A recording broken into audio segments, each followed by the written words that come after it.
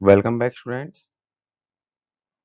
Previous lecture में चतुर terminal network की वोल्टता, धारा तथा उनके चिन्ह नियमों, परिचालन बिंदु तथा अंतरित प्रतिबाधा, स्वतंत्र एवं परतंत्र चरों के बारे में अध्ययन किया था।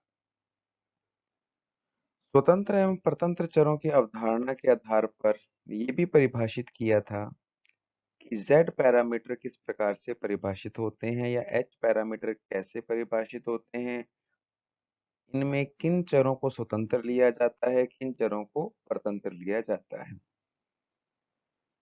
इसी के आधार पर आज थोड़ा विस्तृत अध्ययन करते हुए खुले एवं लघुपतित परिपथ की अवधारणा का अध्ययन करेंगे तथा इसके आधार पर Z पैरामीटर्स या Z प्राचल को परिभाषित किया जाएगा।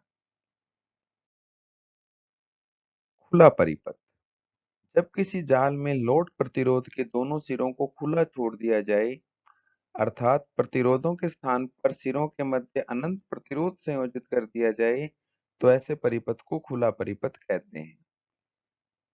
ऐसे सिरों के मध्य विद्युत धारा प्रवाहित नहीं हो सकती, किंतु इस सिरों के मध्य अशून्य विभवांतर प्राप्त हो सकता है। जैसे आपको चित्र में नंबर 1 डायग्राम की बात करें तो ये एक सामान्य चतुर टर्मिनल नेटवर्क प्रदर्शित किया गया है, जिसमें V input, V output, current input, current output प्रदर्शित है। सामान्य स्थितियों में यदि मैं V इनपुट जहां निवेशी परिपथ था, उसके दोनों सिरों को बिल्कुल खुला छोड़ दिया जाए। खुले का मतलब इन दोनों सिरों के मध्य किसी प्रकार का कोई तार संयोजित नहीं है, न ही कोई बैटरी जुड़ी है, न ही कोई प्रतिरोध है। ये एक दूसरे से अल्प दूरी या अति दूरी पर रखे गए हैं। तो ऐसी स्थिति में इन दोनों के मध्य किसी प्रकार का विद्युत संयोजन नहीं है और बिना विद्युत संयोजन के I1 धारा प्रवाहित नहीं हो सकती। इस शाखा में धारा का मान 0 होगा। तो ये निवेशी खुला परिपथ कहलाएगा, अर्थात यदि निवेशी टर्मिनल खुले हों तो I1 का मान 0 हो जाता है। इस ब्रांच में कोई धारा प्रवाहित नहीं होगी, किंतु इन दोनों सिरों के मध्य हो सकता है यहाँ कोई प्रतिरोध इस प्रकार से संयोजित हो, लाइक दिस वन, कि यहाँ एक बैटरी जुड़ी हो और बैटरी के साथ यहाँ कोई प्रतिरोध संयोजित हो। क्योंकि चतुर टर्मिनल नेटवर्क के अंदर की संरचना कुछ भी हो सकती है, तो ऐसी स्थिति में हो सकता है यहाँ से कोई धारा न जाए, परंतु फिर भी इनके सिरों का विभवांतर V1 अशून्य प्राप्त हो सकता है। इसलिए कहते हैं कि निवेशी वोल्टता V1 होगी, कुछ भी मान हो सकता है परिपथ के दिए हुए अवयवों के आधार पर, किंतु धारा I1 का मान 0 होगा। इसी प्रकार से नेक्स्ट डायग्राम में यदि अपने निर्गम टर्मिनलों को खुला छोड़ दें, अर्थात जैसे यहाँ RL प्रदर्शित था, उस RL को हटाकर यहाँ खुला छोड़ दिया गया है, ओपन परिपथ छोड़ा गया है। तार के दोनों सिरे एक दूसरे से दूरी पर हैं, तो विद्युत रूप से संयोजित नहीं है। इस भाग में धारा प्रवाहित नहीं हो सकती, इसलिए I2 का मान यहाँ पर 0 होगा।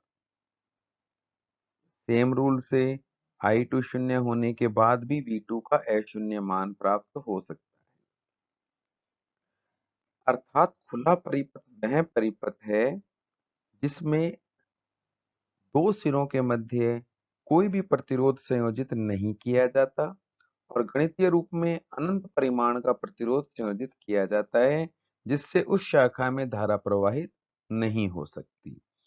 तो कहीं भी अपने को धारा को 0 करना होगा किसी भी शाखा में, परिपथ के किसी भी भाग में, तो उस शाखा या भाग को खुला परिपथ बना दिया जाएगा, जिससे धारा अपने आप 0 हो जाएगी। तो खुले परिपथ का उपयोग शून्य धारा प्राप्त करने के लिए किया जाता है। दूसरा भाग है इसका लघुपतित परिपथ, इसे क्लोज्ड सर्किट या शॉर्ट सर्किट भी बोल देते हैं। जब किसी जाल में लोड प्रतिरोध के दोनों सिरों को लघु पतित कर दिया जाए अर्थात प्रतिरोधों के स्थान पर शून्य प्रतिरोध संयोजित कर दिया जाए तो ऐसे परिपथ को लघु पतित परिपथ कहते हैं। ऐसे सिरों के मध्य विद्युत धारा प्रवाहित हो सकती है जबकि इन सिरों के मध्य शून्य प्रतिरोध संयोजित होने के कारण शून्य विभवांतर प्राप्त होता है। चलिए डायग्राम की हेल्प से देखते हैं। नंबर 1, ये वही डायग्राम है जो पहले भी था, चतुर टर्मिनल नेटवर्क की सामान्य संरचना। उसके पश्चात नेक्स्ट डायग्राम में देखें तो निवेशी सिरे जिसमें V इन वोल्टता आरोपित थी पूर्व में, उसके स्थान पर अब एक ऐसा तार संयोजित किया गया है जिसका सैद्धांतिक प्रतिरोध शून्य हो, अर्थात दोनों निवेशी सिरों को आपस में बिना किसी प्रतिरोध के संयोजित कर दिया गया है। जब इन सिरों के मध्य प्रतिरोध ही नहीं है तो उस स्थिति में यदि अपने एक वास्तविक परिपथ की कल्पना करें इस प्रकार से कि यहाँ एक बैटरी संयोजित है और यहाँ कोई लोड संयोजित है इस प्रकार से, तो ये बैटरी और ये लोड परिपथ में I1 धारा को प्रवाहित होने देंगे। परंतु यदि अपने इस तार के सिरों का या निवेशी सिरों का विभवांतर देखें तो प्रतिरोध 0 होने के कारण V बराबर IR, I की जगह I1 लिखें पर R का मान शून्य होने के कारण विभवांतर शून्य प्राप्त होगा। अर्थात निवेशी टर्मिनलों को यदि अपने लघु पतित कर देते हैं तो लघु पतित करते ही निवेशी वोल्टता शून्य हो जाएगी और निवेशी धारा प्रवाहित होगी। इसी प्रकार से यदि निर्गम टर्मिनल को खुला छोड़ दिया जाए, यदि निर्गम टर्मिनल्स को लघु पतित कर दिया जाए, उस अवस्था में I2 का मान अशून्य प्राप्त होगा और प्रतिरोध का मान शून्य होने के कारण निर्गम वोल्टता V2 0 प्राप्त हो। तो लघु पतित परिपथ का उपयोग वहां किया जाएगा जहां पर आपको वोल्टता या विभवांतर को शून्य करना हो। शून्य विभवांतर करने के लिए उन दोनों तारों के सिरों को आपस में बिना किसी प्रतिरोध के संयोजित कर दीजिए। प्रतिरोध नहीं है तो V बराबर IR नियम के अनुसार जब R ही नहीं है तो V का मान शून्य प्राप्त होगा। शून्य V प्राप्त होने के कारण अपने को लघु पतित परिपथ की जो मूल अवधारणा थी कि विभवांतर शून्य प्राप्त होता है वो प्राप्त हो जाती है। नेक्स्ट है Z पैरामीटर या Z प्राचल। खुला परिपथ धारा शून्य करता है, लघु पतित परिपथ वोल्टता शून्य करता है। इन दोनों संकल्पनाओं को अच्छी तरह समझने के पश्चात यदि Z प्राचल की बात की जाए तो Z प्राचल को परिभाषित करने के लिए निवेशी एवं निर्गत धारा, निवेशी धारा जो परिपथ में निवेशी सर्किट में फ्लो कर रही है I इन और I आउट, आउटपुट करंट जिसको I2 भी बोलते हैं, इन दोनों को स्वतंत्र चर लिया जाता है। दोनों धाराओं को स्वतंत्र चर लेंगे और दोनों वोल्टताएं V इन और V आउट इन दोनों को परतंत्र चर लिया जाता है तो अपने Z प्राचल परिभाषित हो जाते हैं। परतंत्र चर उन्हें कहते हैं जिनका गणितीय मान स्वतंत्र चरों के मान पर निर्भर करता हो। इस आधार पर V1 वोल्टता यानी निवेशी वोल्टता को निवेशी धारा I1 और निर्गत धारा I2 के एक फलन के रूप में लिखा जा सकता है। फंक्शन है f, कुछ भी फॉर्म हो सकती है। और इसी प्रकार से V2 निर्गत वोल्टता भी निवेशी धारा और निर्गत धारा के एक फलन के रूप में लिखी जा सकती है। यदि ये कल्पना की जाए कि परिपथ में अल्प परिमाण की प्रत्यावर्ती धारा व वोल्टता आरोपित की गई हो। प्रत्यावर्ती धारा या वोल्टता वो होती है जिसका मान समय के साथ निरंतर परिवर्तित होता हो। तो ऐसी स्थिति में यदि V1 का अवकलन किया जाए तो dV1 सामने फलन f है जो वास्तव में v1 ही है, तो इसका आंशिक अवकलन किया जाएगा क्योंकि ये फलन i1 और i2 दो अलग अलग चरों का एक फलन है। तो पहले प्रथम चर i1 के सापेक्ष आंशिक अवकलन del v1 by del i1 into di1। फिर दूसरे चर i2 के सापेक्ष अवकलन del v1 by del i2 di2। इसी प्रकार से v2 समीकरण के लिए del v2 by del i1 di1 plus del v2 by del i2 di2। इस प्रकार से ये दो आंशिक अवकलन की समीकरण ने प्राप्त की। ये कल्पना की जाए कि नेटवर्क में संयोजित सभी युक्तियां ओम के नियम का पालन करती हो। ओम के नियम का पालन का मतलब है कि dv बाई di विभवांतर बटे धारा ये अनुपात नियत रहता हो। तो ऐसी स्थितियों में जितने भी ये आंशिक अवकलन है del v1 by del i1, del v1 by del i2, del v2 by del i1 और del v2 by del i2 अर्थात इन दोनों समीकरणों में आने वाले सभी के सभी आंशिक अवकलन इस प्रकार से होंगे कि उनका मान नियत होगा, क्योंकि del v1 by del i1 अपने आप में प्रतिरोध को प्रदर्शित करेगा जो नियत होगा, क्योंकि ये सभी युक्तियां ओम के नियम का पालन कर रही हैं। इसी प्रकार से dv1, di1, di2 और dv2 इन चारों राशियों में परिवर्तन को v व i से प्रदर्शित किया गया है। तो उस स्थिति में v1 zi1 plus zri2, v2 zfi1 plus zoi2 के रूप में प्रदर्शित किया जा सकता है। ये इसी समीकरण से प्राप्त किया है कि dv1 को लिखा है v1, del v1 by del i1 को zi, di1 को i1, del v1 by del i2 को zr और di2 को i2 प्रदर्शित किया। इसी प्रकार से सेकंड इक्वेशन को भी लिखा गया है। प्रीवियस स्लाइड में ये दो इक्वेशंस अपने को प्राप्त हुई थी।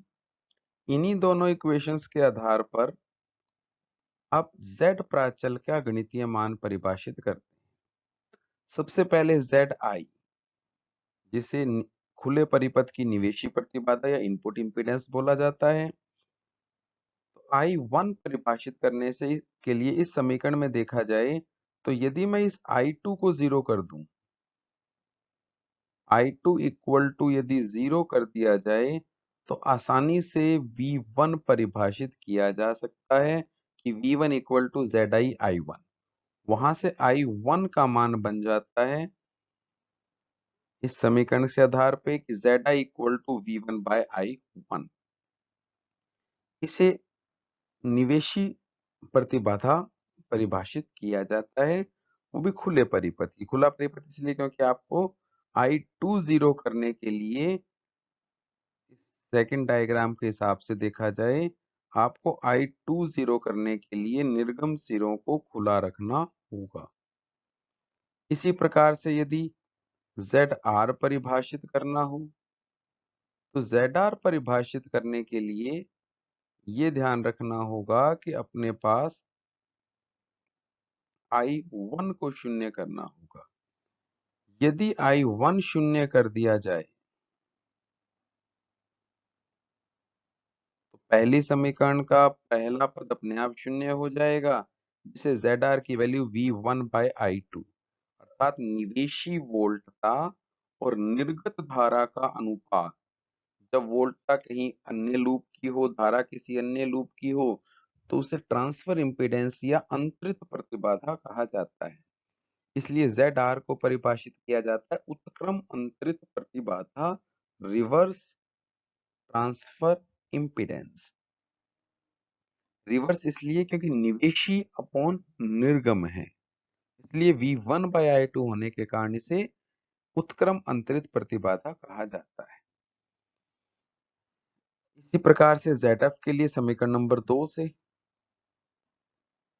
इसमें यदि I2 को 0 कर दिया जाए तो ZF बन जाएगा V2 बाय I1। इसमें